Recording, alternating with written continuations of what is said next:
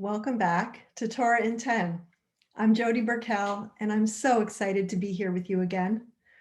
What's the life-changing idea Rabbi Sacks of blessed memory teaches us this week?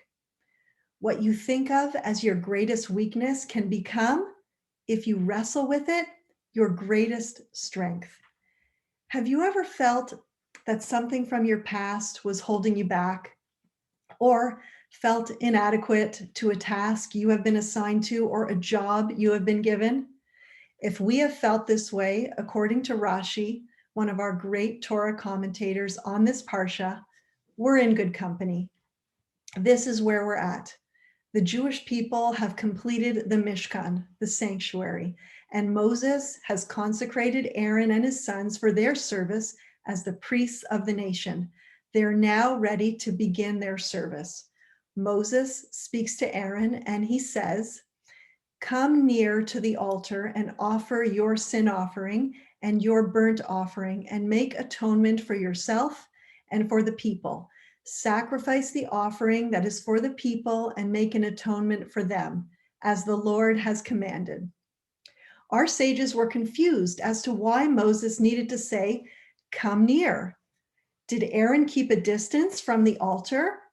And if so, why? Rashi gives the following explanation.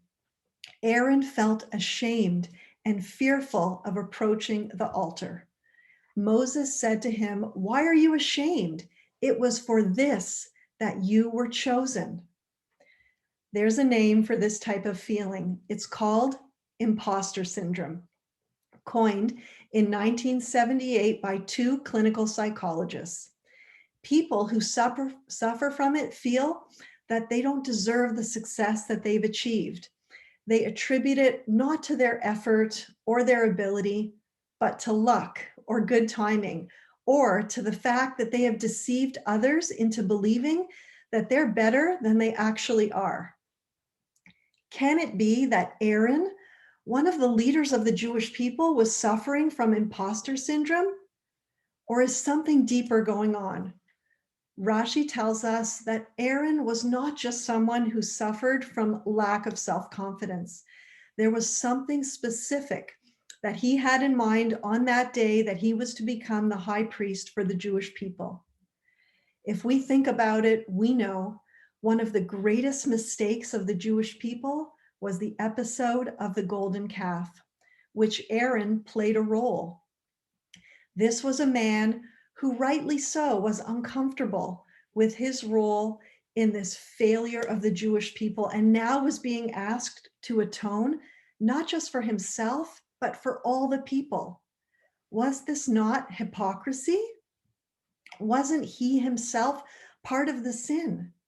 How could he now stand before God and the people and assume the role of one of the holiest men? No wonder he felt like an imposter and ashamed and fearful of approaching the altar. What does Moses say in response to Aaron's hesitation? "It was for this that you were chosen." The task of atoning for the sins of the people and his responsibility to plead forgiveness on Yom Kippur. That implies, Moses, is why you were chosen, because you know what it feels like to sin. You know what it feels like to feel guilty.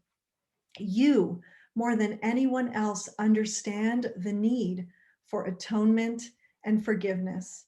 In other words, your greatest mistake, what you think is your greatest weakness, will become, in this role that you're about to assume, your greatest strength. This is an incredibly powerful idea. We have another example in our Torah with which to connect to this idea. When God first calls Moses to lead the Israelites out of Egypt, what does he say? He repeatedly says, "I can't do it." He says, "I'm not a man of words. I can't speak. Who am I?" This coming from Moshe Rabbeinu, the greatest leader of the Jewish people? And yet, this is what we find. Even Moses felt that he was inadequate for the task that God sent for him. Have you ever felt like this? I sure have.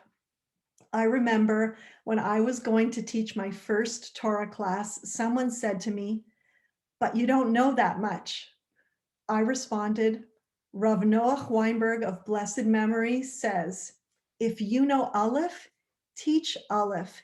You don't have to know Aleph through Taf in order to teach. Teach what you know." And so I did. Even though I felt like, who am I to be teaching? I didn't grow up with this knowledge. I didn't go to Jewish day school, and I certainly didn't grow up keeping kosher and keeping Shabbat. Who am I to be teaching on these ideas? Rabbi Sacks says, God chooses people who are fully aware of their inadequacies, who don't speak perfectly in the case of Moses, who speak not because they want to, but because they have to. I often feel this way, as I've shared with you before, that it doesn't come easy for me.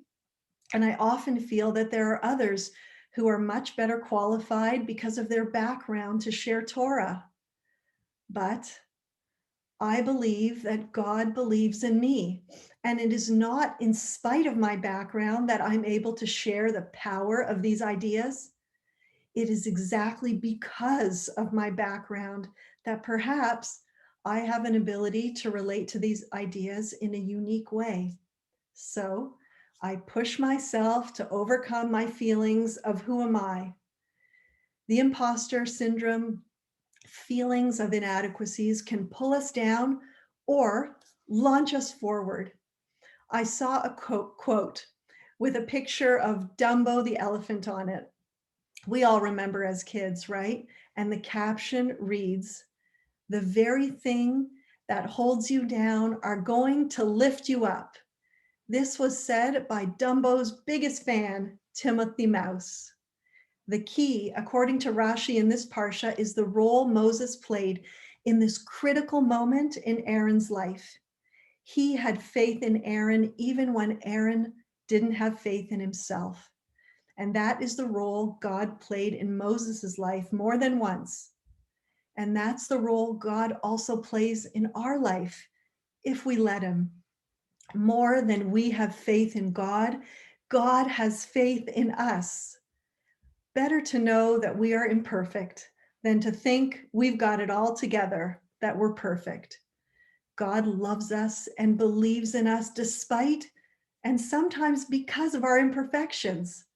Our weakness is what makes us human. Wrestling with this makes us strong. This, says Rabbi Sacks, is a life-changing idea.